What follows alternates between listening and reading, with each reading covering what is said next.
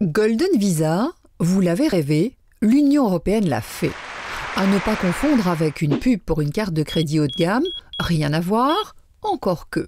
Pour obtenir un visa doré, il vaut mieux avoir un compte en banque bien fourni.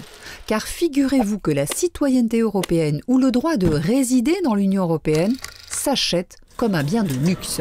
Totalement dingue, non? 4 pays, l'Autriche, la Bulgarie, Chypre et Malte, vendent des passeports et 12 pays accordent sous condition des droits de résidence à de riches investisseurs. Un business très lucratif, jugez plutôt. Un permis de résidence en Grèce ou en Lettonie ne coûtera que 250 000 €, alors que pour obtenir un passeport maltais, il faudra débourser 650 000 €, 2 millions pour un passeport chypriote et le pompon 10 millions pour un passeport autrichien.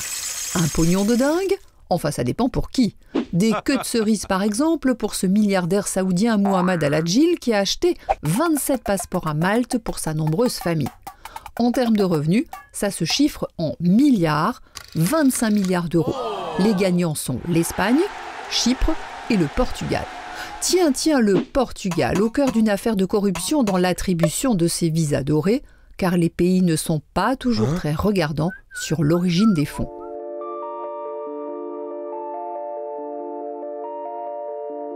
Ce qui est grave, c'est qu'il n'y a pas de transparence sur ces ventes. Nous ne savons pas d'une façon certaine qui sont ces nouveaux citoyens européens.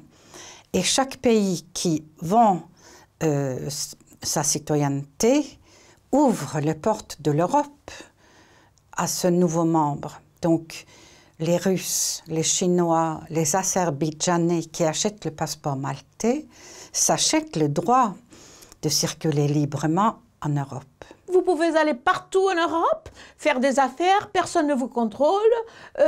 Donc c'est idéal pour des réseaux criminels. C'est pourquoi je dis justement que ça compromet l'intégrité du système Schengen. C'est une source de blanchiment de l'argent criminel de tous ces pays, parce que le contrôle exercé avant d'obtenir le passeport européen est très léger.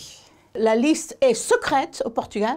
Même pas moi, en tant que membre du Parlement européen, ai pu avoir accès à la liste des noms des gens russes, chinois, azerbaïdjanais, brésiliens, angolais, etc., qui ont obtenu le Golden Visa. Il faut absolument l'abolir, le prohiber et empêcher cette industrie qui est absolument néfaste.